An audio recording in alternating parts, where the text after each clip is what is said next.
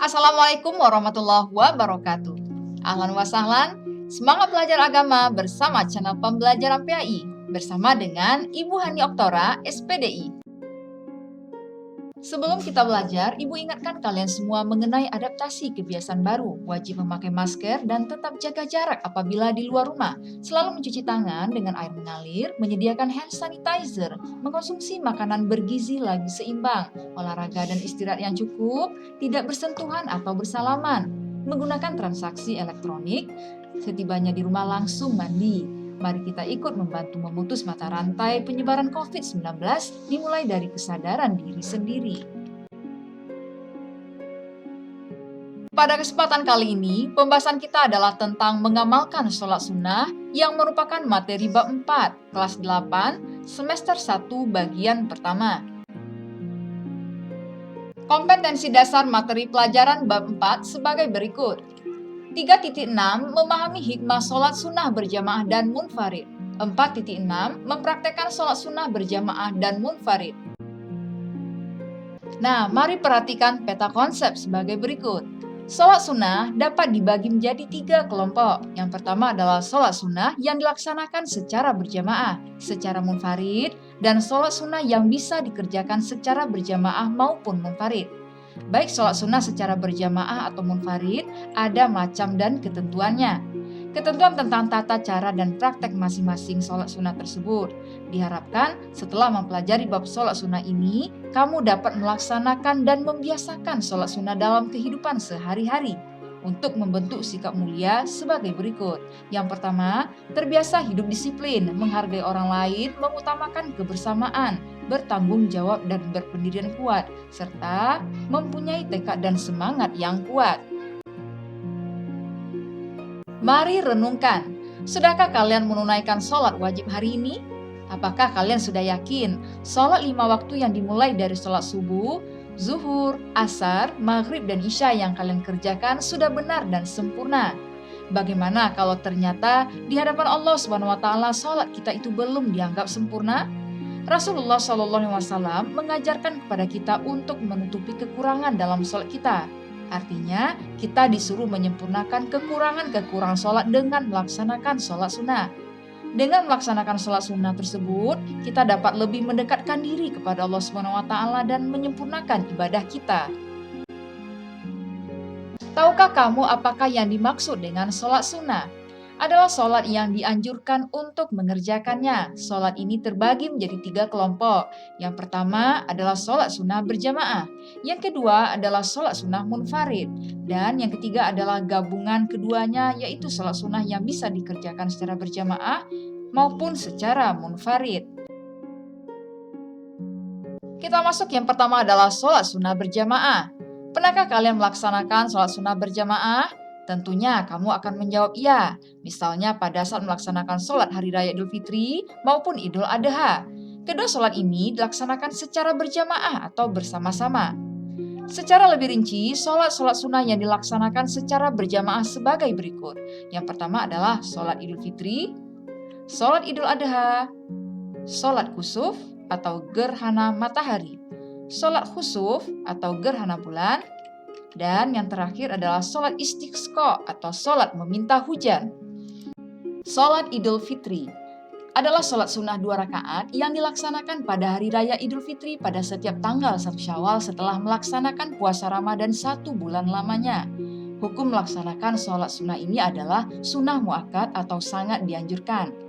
Sementara itu, waktu untuk melaksanakan sholat Idul Fitri adalah sesudah terbit matahari sampai tergelincirnya matahari pada tanggal 1 Syawal tersebut.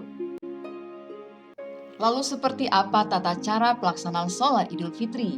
Yang pertama adalah niat dengan lafaz sebagai berikut.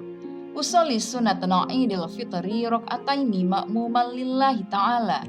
Aku niat sholat sunnah Idul Fitri 2 rakaat sebagai makmum karena Allah Ta'ala. Yang kedua, pada rakaat pertama setelah membaca iftitah, bertakbir sambil mengangkat tangan sebanyak 7 kali. Di sela-sela takbir 1 dan lainnya, disunahkan membaca Subhanallahi walhamdulillah wala ilaha illallah wallahu akbar, yang artinya, Maha suci Allah dan segala puji bagi Allah. Tiada Tuhan melainkan Allah, Allah Maha Besar. Dilanjutkan ketiga membaca Al-Fatihah dan surat pendek, dan diutamakan surat Qaf dan surat Al-A'la. Pada rakaat kedua setelah takbir, lalu berdiri kemudian membaca takbir sebanyak 5 kali sambil mengangkat tangan, dan di antara setiap takbir disunahkan membaca tasbih. Terakhir ditutup dengan salam. Setelah sholat kita dianjurkan untuk bersalam-salaman. Kita disunahkan saling bersilaturahmi, bermaaf-maafan, dan bersedekah. Khusus pada Hari Raya Idul Fitri, kita akan disunahkan mengucapkan selamat Hari Raya kepada sesama Muslim pada saat bertemu. Sholat Idul Adha adalah sholat yang dilaksanakan pada Hari Raya Kurban atau Hari Raya Idul Adha. Sholat ini dilaksanakan pada pagi hari, tanggal 10 Zulhijjah bertepatan dengan pelaksanaan rangkaian ibadah haji di Tanah Suci. Bagi orang yang tidak sedang melaksanakan ibadah haji, hukum melaksanakan sholat Idul Adha adalah sunnah muakkad atau sangat dianjurkan. Adapun mengenai tata cara dan semua ketentuan sholat Idul Adha sama dengan sholat Idul Fitri, baik menyangkut pelaksanaannya ataupun tata caranya. Perbedaannya hanya terdapat pada niat saja, dengan lafaz sebagai berikut. Usolli sunnatan Idul Adha rok'ataini ma'muman lillahi ta'ala. Artinya, saya niat sholat sunnah Idul Adha 2 rakaat sebagai makmum karena Allah Ta'ala. Sholat kusuf atau gerhana matahari. Sholat sunnah kusuf atau yang disebut dengan kusufus syamsi adalah sholat sunnah yang dilaksanakan ketika terjadi gerhana matahari. Hukum mengerjakan sholat ini adalah sunnah muakkad. Waktu pelaksanaan sholat kusuf adalah mulai terjadinya gerhana matahari sampai dengan matahari kembali tampak utuh seperti semula. Adapun tata cara sholat kusuf sebagai berikut. Yang pertama adalah niat dengan lafaz sebagai berikut. Usolli sunnatal kusufi ro'ataini ma'muman lillahi ta'ala. Artinya, saya berniat sholat gerhana matahari 2 rakaat karena Allah Ta'ala. Niat ini dibaca bagi makmum. Sedangkan bagi imam, niatnya sebagai berikut. Usolli sunnatal kusufi ro'ataini imaman lillahi ta'ala. Perbedaan lafaz niat hanya pada kata imamnya saja.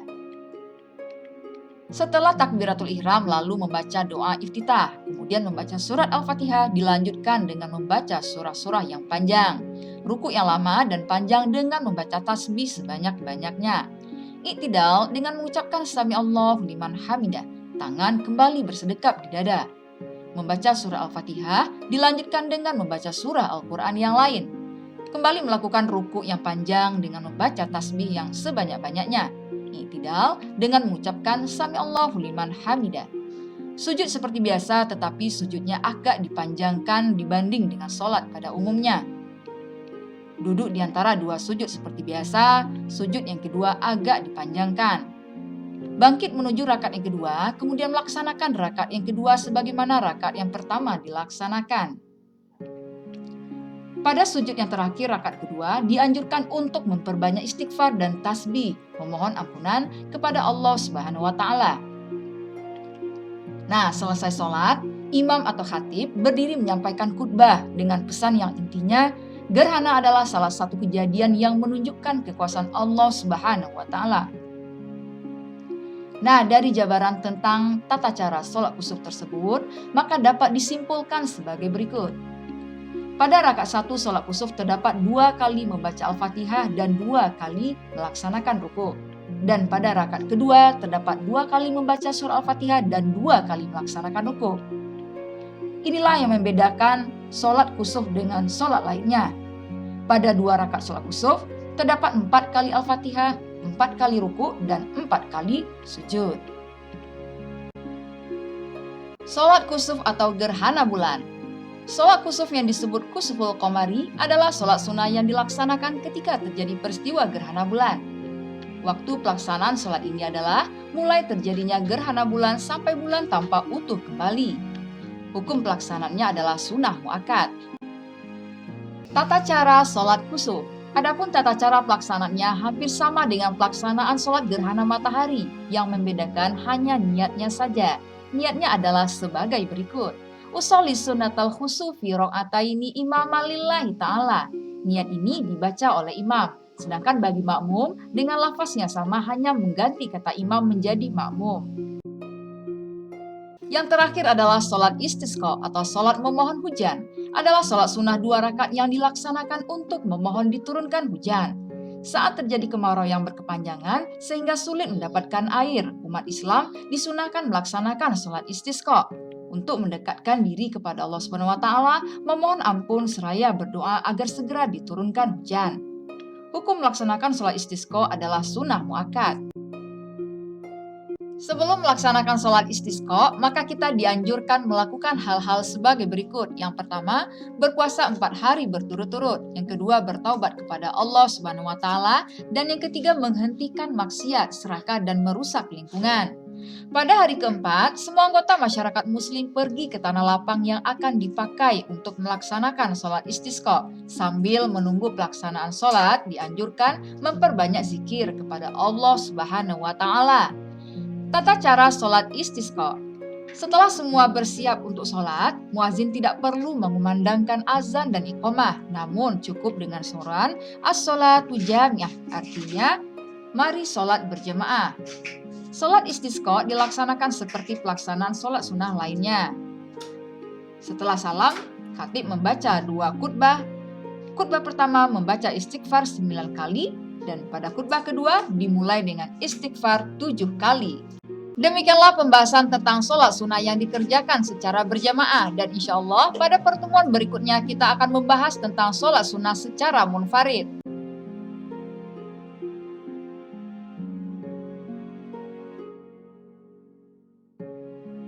Mari kita tutup dengan hamdalah. Alhamdulillahirabbil alamin. Akhirul kalam. Wabillahi taufiq wal hidayah. Assalamualaikum warahmatullahi wabarakatuh.